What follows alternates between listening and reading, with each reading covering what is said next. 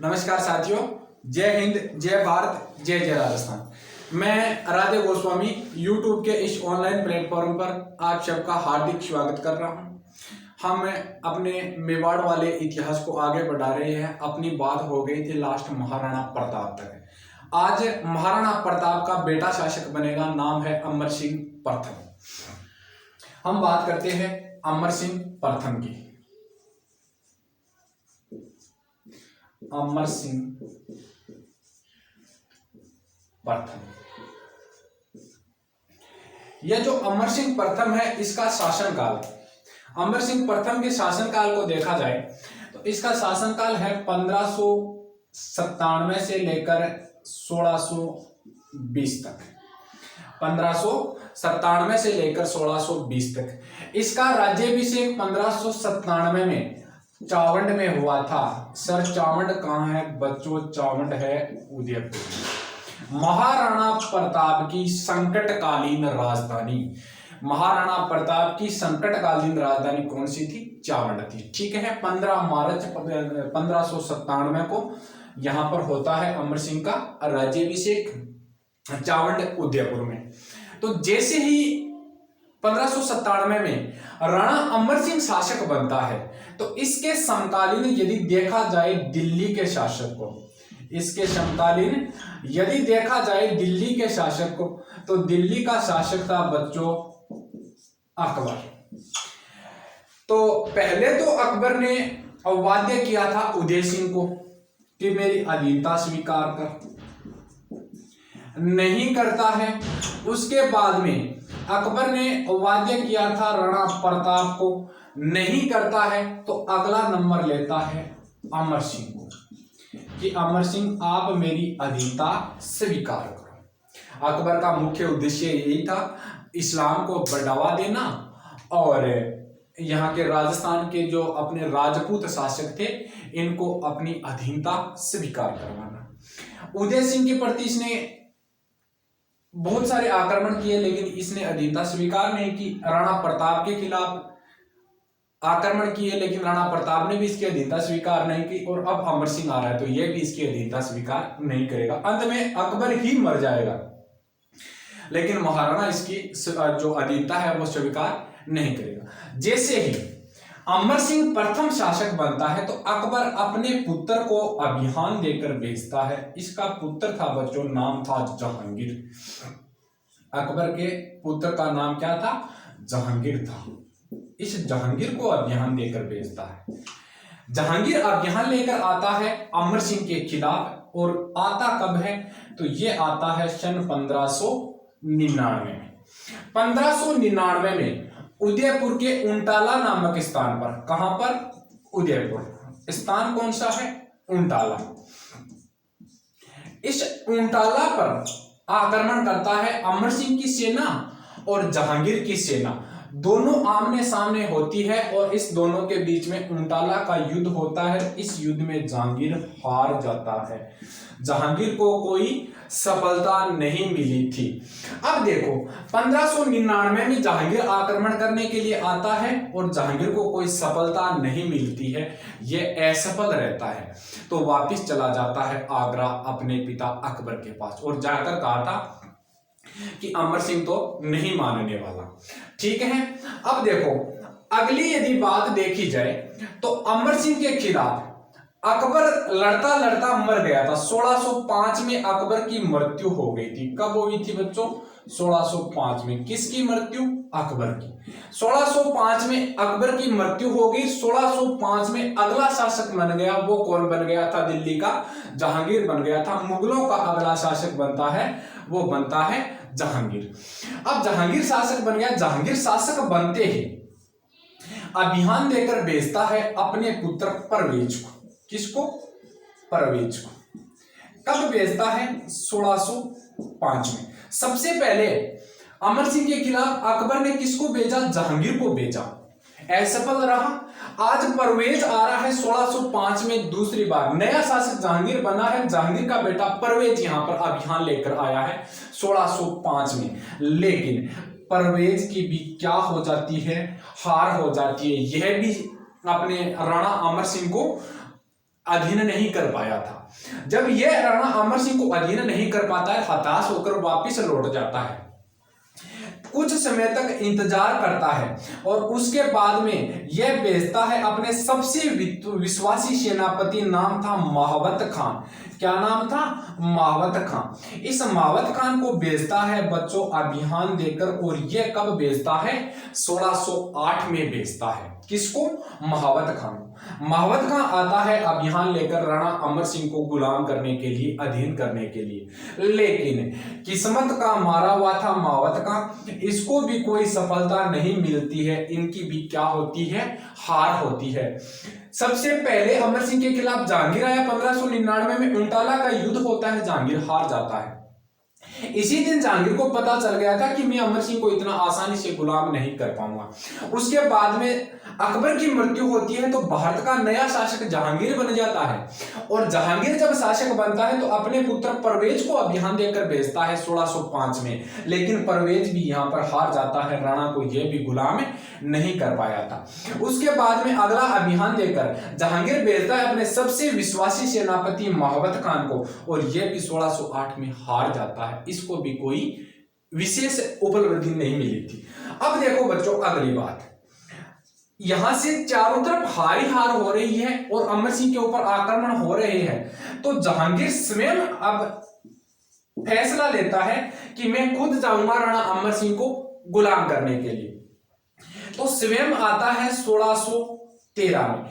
याद रखना 1613 से लेकर 1616 तक भारत का शासन जहांगीर ने अजमेर से चलाया था, अपने राजस्थान में। कहां से चलाया था? अजमेर से। इस अजमेर को केंद्र बनाकर चलाया था। तो अजमेर के अंदर जिस दुर्ग में हल्दी घाटी के युद्ध की योजना बनी थी, मेगजीन दुर्ग में, वहीं पर रहा करता था जहांगीर। मेगजीन दुर्ग कहां पर है? अजमेर। यह मैंने आपको पहले भी बताया था, मेगजीन दुर्ग अजमेर में है। राजस्थान का एकमात्र दुर्ग है जो कौन सी शैली में बना हुआ है? मुगल शैली में बना हुआ है, ठीक है ना, मेगजीन दुर्ग। यहां पर रहकर यह 1613 से लेकर 1616 तक राजस्थान से भारत का शासन चलाता है। इसी समय 1616 में एक अंग्रेज अधिकारी आया था ईस्ट इंडिया कंपनी के राजदूत के रूप में। ईस्ट इंडिया कंपनी के राजदूत के रूप में जो अंग्रेज अधिकारी आया था, नाम था sir Thomas Roe. Sir Thomas Roe 1616, वैसे ये आया था 1615 में। 1615 में आता है। 1615 में आकर इस व्यक्ति ने आगरा में कोशिश की थी किससे मिलने की? जहांगीर से मिलने की। इससे पहले आया था जॉन हॉकिंस।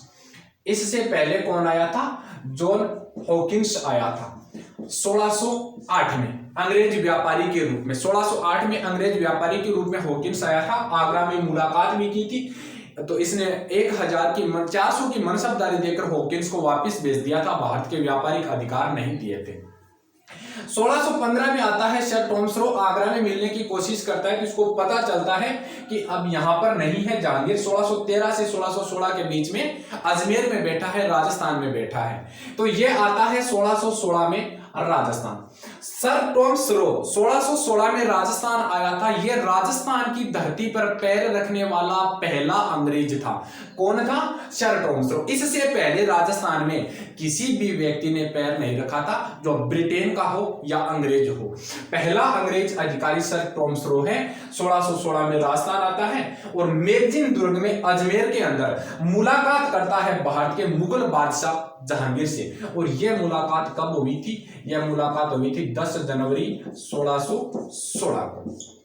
तो आपको पता है कि जहांगीर इस समय एक नाममात्र का शासक बचा था। कारण क्या था? 1612 से लेकर और 1622 तक जहांगीर नाममात्र का शासक था। 1627 तक इसने शासन किया था वैसे तो, लेकिन 1612 से लेकर 1622 तक ये जहांगीर नाममात्र का शासक था। क्यों?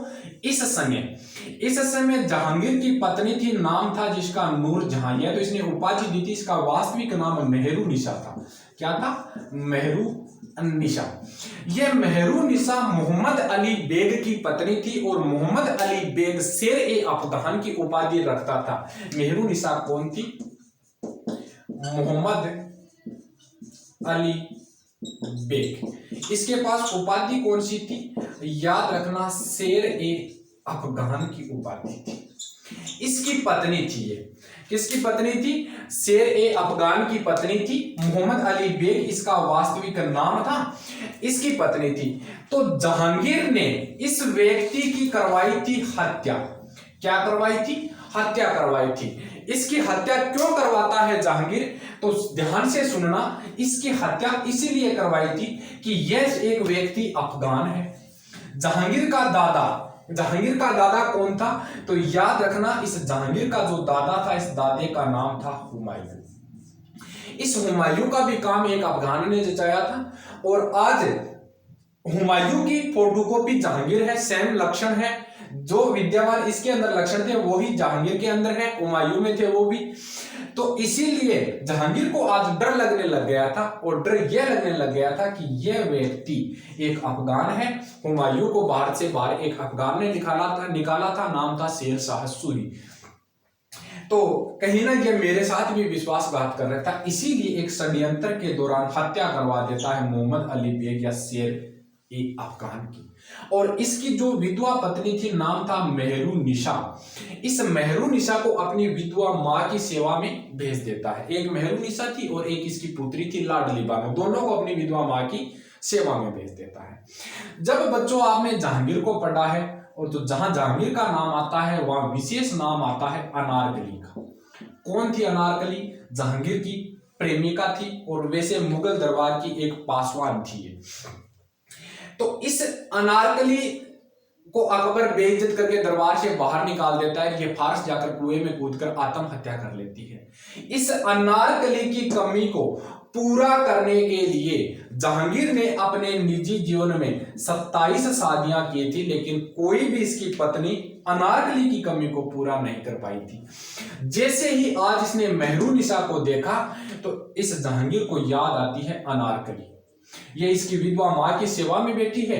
बात है 1611 की, और ये अटैक हुआ था 1606 में। 1606 में इसकी हत्या की थी, विधवा मां की सेवा में भेज देता है। 1611 में संभवतः एक दिन जहांगीर अपनी मां से मिलने के लिए गया हुआ था, और जाकर इस मेहरुनिसा को देखता है, देखते इसके साथ निकाह कर लेता है 1611 में। 1611 में विवाह हो गया। आज जैसे ही दोनों का विवाह होता है, इसको उपाधि देता है नूर जहां, नूर महल। और नूर की, नूर का मतलब होता है रोशनी। नूर रोशनी, नूर महल, महल की रोशनी, नूर जहां संसार की रोशनी। तो ये इनकी उपाधियां हैं नूर जहां की। अब देखो आगे की बात। जिस दिन विवाह होता है उसी दिन ये नूर जहां जहांगीर के प्रति शपथ लेती है कि जहांगीर, जिस तरह तुमने मेरे पति की हत्या की थी, इसी तरह तड़पा तड़पा कर तुझे मारूंगी, तुझे पता भी नहीं चलने दूंगी। इसीलिए नूर जहां ने एक गुट बनाया था, उस गुट का नाम है जुंता गुट।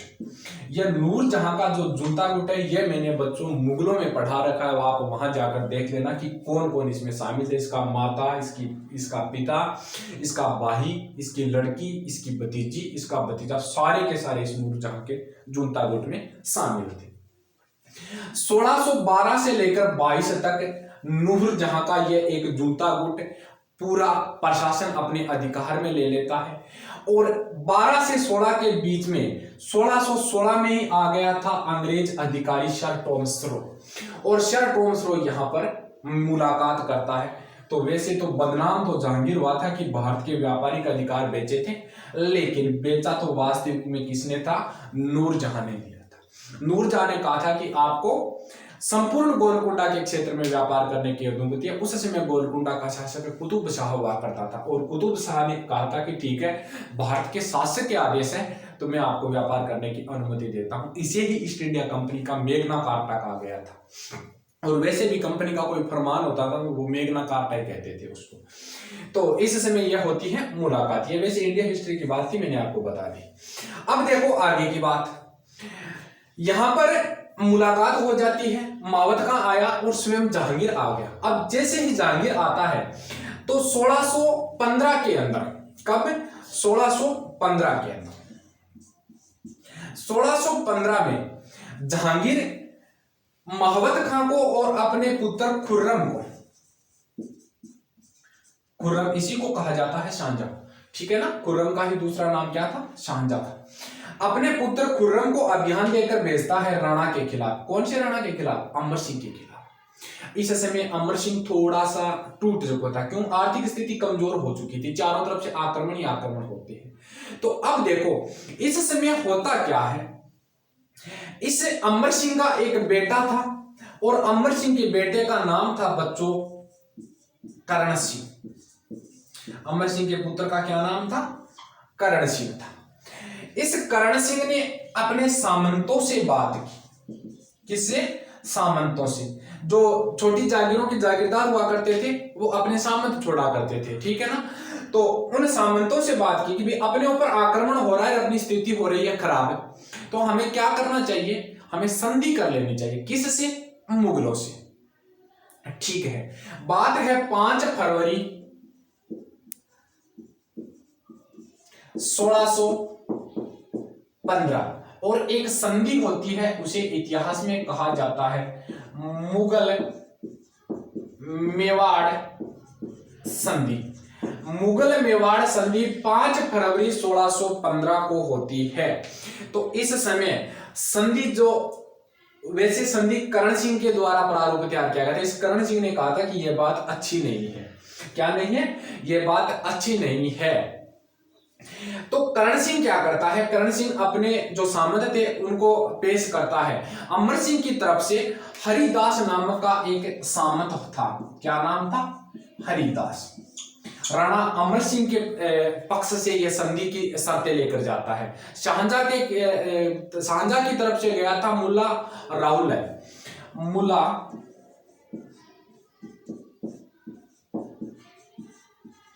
राहुल है। ये दो व्यक्ति हरिदास और मुल्ला राहुल है, ये संधि का प्रस्ताव लेकर जहांगीर के पास जाते हैं। हरिदास तो गया था अमर सिंह की तरफ से, इधर खुर्रम का आक्रमण हो रहा है, तो खुर्रम स्वयं जहांगीर को संधि के लिए नहीं बोल रहा है, इसने मुल्ला राहुल को बोला था, और यह जाता है जहांगीर की तरफ से।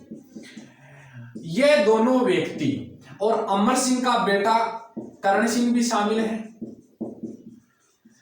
और इधर कौन है, जहांगीर का बेटा खुर्रम भी शामिल है। यह व्यक्ति जाते हैं संधि का प्रस्ताव लेकर मुगल शासक जहांगीर के पास। जैसे ये मुगल शासक जहांगीर के पास जाते हैं, जहांगीर के सामने संधि का प्रस्ताव रखते हैं, तो अमर सिंह ने कहा था चलो ठीक है आपकी बात है तो आप करो, लेकिन मैं तो राजपाट अब त्याग दूंगा। तो ये तो वैसे भी बोल देता है कि मैं तो राजपाट त्यागूंगा, ठीक है। लेकिन फिर भी करण सिंह खुर्रम और दोनों के बीच में एक समझौता हो जाता है, संधि हो जाती है। कब हुई थी, 5 फरवरी 1615 को। संधि कौन सी हुई थी, मुगल मेवाड़ संधि हुई थी। इस संधि की शर्तें रखी गई थी। पहली शर्त यह रखी गई थी कि हाँ संधि स्वीकार हो रही है तो कभी भी जो मुगल है ये मेवाड़ के महाराणा को वाध्य नहीं करेंगे। किसको, मेवाड़ के शासक को। जो मेवाड़ का शासक होगा ये कभी भी मुगल दरबार में पेश नहीं होगा। क्या नहीं होगा, मुगल दरबार में पेश नहीं होगा। तो संधि की दूसरी शर्त रखता है मुगल कि ठीक है महाराणा जब मेवाड़ में दरबार में पेश नहीं होगा तो फिर संधि किस चीज की हुई। चलो ठीक है, महाराणा तो नहीं होगा लेकिन युवराज जरूर होगा। कौन होगा, युवराज। हाँ युवराज तब होगा जब इसको मनसबदारी का पद दिया जाएगा। कौन सा पद, मनसबदार का पद। यह तो होगी संधि। अब अगली शर्त यह है कि मेवाड़ कभी भी इस चित्तौड़ के दुर्ग का, कौन से दुर्ग का, चित्तौड़ के दुर्ग का पुनः निर्माण या मरम्मत नहीं कराएगा। मेवाड़ चित्तौड़ के दुर्ग का पुनः निर्माण या मरम्मत नहीं करवाएगा। ठीक है, अगली शर्त, कोई बात नहीं, नहीं करेंगे, लेकिन जो मेवाड़ है यह मेवाड़ कभी भी मुगलों के साथ वैवाहिक संबंध नहीं बनाएगा। वैवाहिक संबंध नहीं बनाएंगे, यह संधि की शर्तें रखी जाती है। इस संधि के तहत मेवाड़ का पहला युवराज था करण सिंह, जो मुगल दरबार में पेश हुआ था, और वो भी 1000 की मनसबदारी के साथ। कितने मनसबदारी के साथ? 1000 की। कई बुकों में आपको 5000 भी लिखा हुआ मिलेगा। 1000 की मनसबदारी को लेकर मुगल दरबार में पेश होता है। होता कौन है? करण सिंह होता है।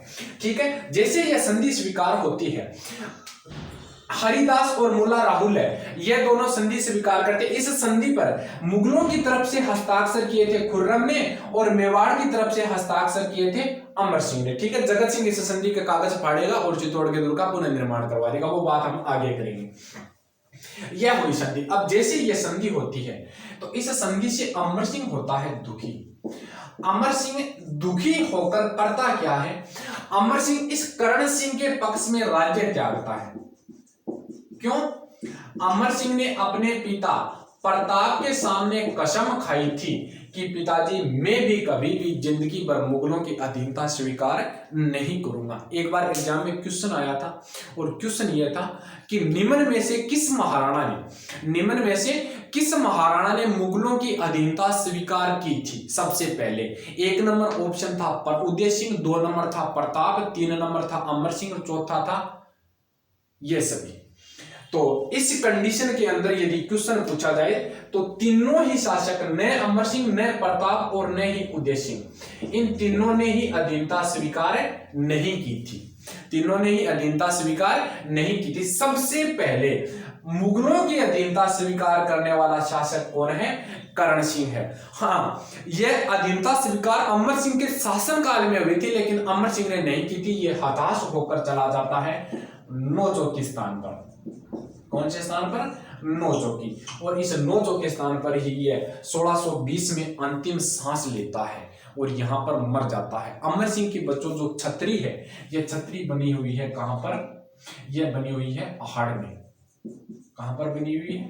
अहाड़ में। इस अहाड़ को कहा जाता है मेवाड़ के महाराणाओं का कब्रिस्तान। अमर सिंह की छतरी अहाड़ पर है। और अमर सिंह के बाद में जितने भी मेवाड़ के महाराणा हैं, इन सब की जो छतरी है, ये छतरी अहाड़ में ही बनी हुई है। इसीलिए मेवाड़ का कब्रिस्तान कहा जाता है। किसको? अहाड़ को। अमर सिंह के शासनकाल में बच्चों मेवाड़ चित्रशैली की शुरुआत एक तरीके से अत्यधिक मात्रा में हो जाती है। वैसे तो ये जो चावड़ चित्रशैली, मेवाड़ ने चावड़ चित्रशैली, कौन सी चित्रशैली? चावड़। इस चित्रशैली का प्रसिद्ध जो चित्र है, ये जो पब्लिक के सामने आए थे, इसका प्रसिद्ध चित्र है वो है रागमाला। कौन सा है? रागमाला है। चावड़ चित्रशैली, हमारी बात है चावड़ चित्रशैली की। प्रसिद्ध चित्र है रागमाला। और ये जो रागमाला चित्र है, इसकी रचना की थी नासिरुद्दीन नामक चितेरे ने। इसीलिए इस चावड़ चित्रशैली को कहा जाता है अमर सिंह के शासनकाल का श्रवण काल। चावड़ चित्रशैली का जो श्रवण काल है, इसको जो श्रवण काल अमर सिंह के शासनकाल को कहा जाता है। दोबारा देखो अमर सिंह को।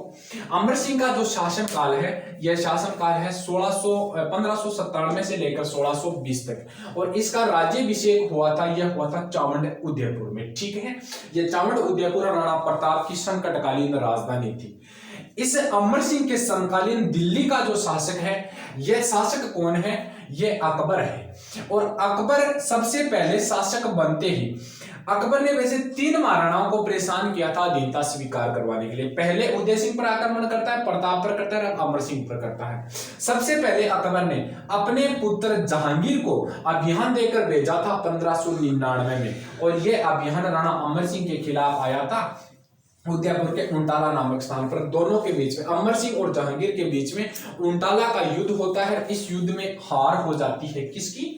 जहांगीर की। कोई विशेष सफलता नहीं मिलती है। 1605 में अकबर की मृत्यु होती है, भारत का नया शासक बनता है जहांगीर। जहांगीर शासक बनते ही अपने पुत्र परवेज को अभियान देकर भेजता है 1605 में, लेकिन इस अभियान में कोई सफलता नहीं मिलती है, परवेज हार जाता है। उसके बाद में थोड़ा सा इंतजार करता है। 1608 में अपने सबसे विश्वासी सेनापति महावत खां को अभियान देकर भेजता है, और महावत खां को भी यहाँ पर कोई सफलता नहीं मिलती है, यह भी हार जाता है। अब जहांगीर इसको अधीन करने के लिए स्वयं आ जाता है राजस्थान, और 1613 में ये अजमेर आया था, 1616 तक यहाँ पर रहा था, और भारत का साम्राज्य भी 3 सालों में यहीं से चला था, 13 से लेकर 16 तक, और केंद्र बनाया था अजमेर के मेघजिंदुर को, इसे अकबर का किला भी कहा जाता है। इसी समय यहाँ पर 10 जनवरी 1616 को अंग्रेज अधिकारी सर टॉमस्रो से मुलाकात की थी। सर टॉमस्रो राजस्थान आने वाला प्रथम अंग्रेज था। भारत 1615 में आया था और राजस्थान यह 1616 में आता है।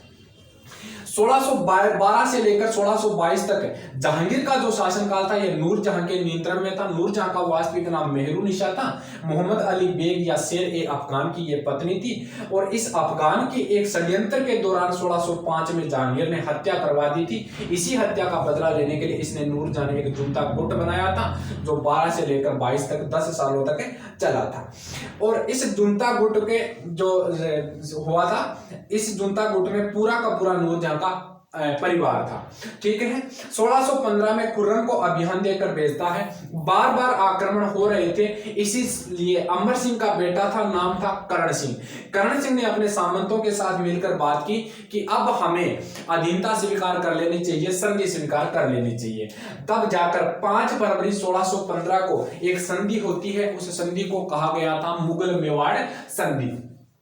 अमर सिंह की तरफ से हरिदास झाला नामक व्यक्ति गया था, जहांगीर की तरफ से मुल्ला राहुल नामक व्यक्ति गया था, और करण सिंह गया था, खुर्रम गया था। ये चारों के व्यक्ति जाकर जहांगीर के समीप से अपनी जो बात है वो रखते हैं, और इस समय दोनों में यहाँ पर संधि हो जाती है। इस संधि पर मेवाड़ की तरफ से हस्ताक्षर अमर सिंह ने किए थे, मुगलों की तरफ हस्ताक्षर खुर्रम ने किए थे। ठीक है। इस संधि की शर्त थी, मेवाड़ का महाराणा अपनी पगड़ी झुकाने के लिए कभी भी मुगल दरबार में नहीं आएगा। यह नहीं आएगा तो युवराज आएगा, युवराज आएगा तो उसको मनसबदार का पद दिया जाएगा। अगली शर्त थी मनसबदार का पद दे देंगे, लेकिन मेवाड़ कभी भी चित्तौड़ के दुर्ग का पुनः निर्माण नहीं करेगा। मेवाड़ कभी भी चित्तौड़ के दुर्ग का पुनः निर्माण या मरम्मत नहीं करेगा। यह बात इसलिए कही गई थी कि आज तो आपने अधीनता स्वीकार कर ली, कल को आप चित्तौड़ के दुर्ग का पुनः निर्माण, क्यों अकबर के शासनकाल में चित्तौड़ का कुछ हिस्सा ढह गया था, मैंने आपको बताया था। इस समय चित्तौड़ के दुर्ग का पुनर्निर्माण करवा लोगे, अंदर सुरक्षित होकर वापिस से दुर्ग के कपाट बंद कर लोगे, तो उसके बाद में हम आपका कुछ नहीं बिगाड़ पाएंगे, इसीलिए आप पुनर्निर्माण नहीं करवाओगे कि ठीक है। तो मेवाड़ मुगलों के साथ कभी भी वैवाहिक संबंध नहीं बनाएगा, यह बात हुई थी। अब जैसे ये संधि होती है तो एक वैरागी जीवन जीने के लिए, जहां पर आज राजसमंद झील बनी हुई है, इस समय जब अमर सिंह गया था तब राजसमंद झील नहीं थी, नौचौकी नामक स्थान पर चला जाता है, और यहां पर ही इसने अंतिम सांस ली थी। राणा अमर सिंह की छतरी अहाड़ उदयपुर में बनी हुई है, और जितने भी अमर सिंह के बाद में मेवाड़ के महाराणा होंगे उन सब की छतरियां अहाड़ में है, इसीलिए मेवाड़ का कब्रिस्तान इस अहाड़ को कहा जाता है।